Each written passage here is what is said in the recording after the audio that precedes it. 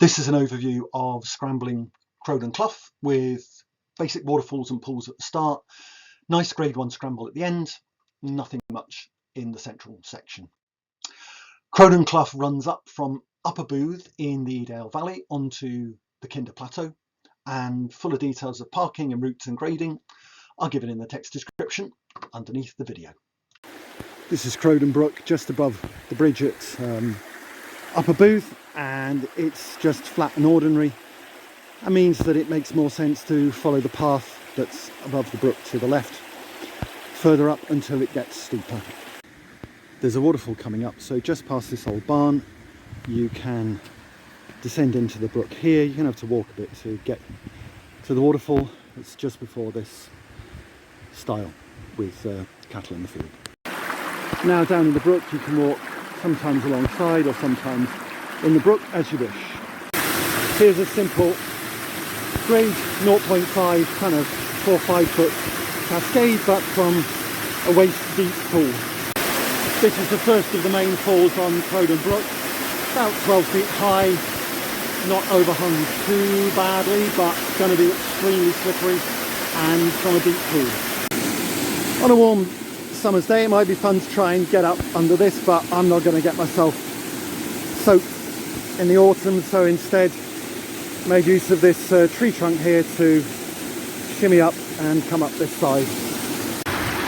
Another much smaller fall here just before the footbridge, but quite blocked by this fallen tree, so might just be better to go round it. I'll give it a go though. From the footbridge it probably makes more sense to actually get out onto the path that runs up there, up above the brook, but there are some kind of thigh deep, waist deep pools, little cascades, and you can fairly easily get through the gates here and carry on up the brook if you want, but obviously it's going to be slower going. I guess this is what you call the second waterfall on Crowden Brook. It's underhung from a very deep pool, and I don't think that one's going to be feasible, so we're just going to have to walk around it. Now, it's chest deep water and an overhang that's over your head.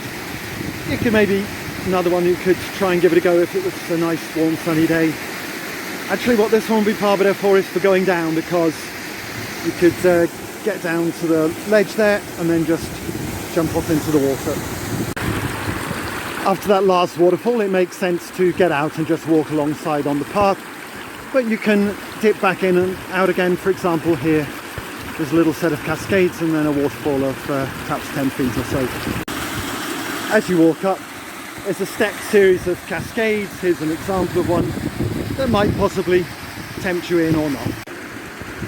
You can get in anywhere to the brook in the upper reaches, because although the brook's getting a little bit thinner, it's getting more bouldery and getting steeper, but I've decided to get in just about there where that bloke is there, in fact, and go in up that way. This is what it's like in the first parts. The water at most is shin deep, and you might even be able to avoid getting your feet wet, and you're clambering and scrambling a little over wet rock. Now it's becoming even less about the brook and even more about the scramble over boulders, some of which are pretty slippery. Here's another example of what you'll find in the upper reaches of Crowden Brook. Maybe a knee-deep pool, quite a slippery little scramble up the brook itself, and then off to the left, quite a dry scramble up some rocks. Getting closer towards the top, the sides are narrowing in somewhat, and you've got to follow the brook up through a series of steps. Here are those steps in a little more detail, coming up from a pool that's very variable in depth from knee to deeper. It looks relatively straightforward to clamber up the steps. That was a really enjoyable grade 1 scramble, apart from the strength of the wind blowing the water right up into your face, but nice one. Up ahead from here, just a set of rocky scrambling, not as grade 1-ish as the ascent just taken. Pretty much at the top of Crowden Brook you've got a choice point here.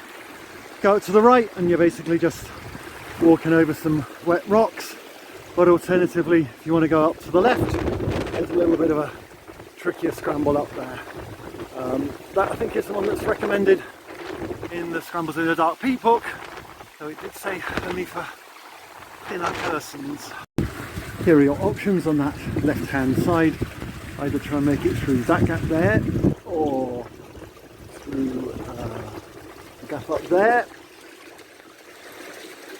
I suspect this here is the more common exit route. So that was Crowden Brook. The bottom half with a couple of waterfalls was okay, but I wouldn't rush back for it. The upper half was really fun, but maybe a little bit brief. Probably a good idea to combine it with something else like Crowden Brook or some of the other scrambles that are around here. But overall, yeah, a good solid grade 1 scramble.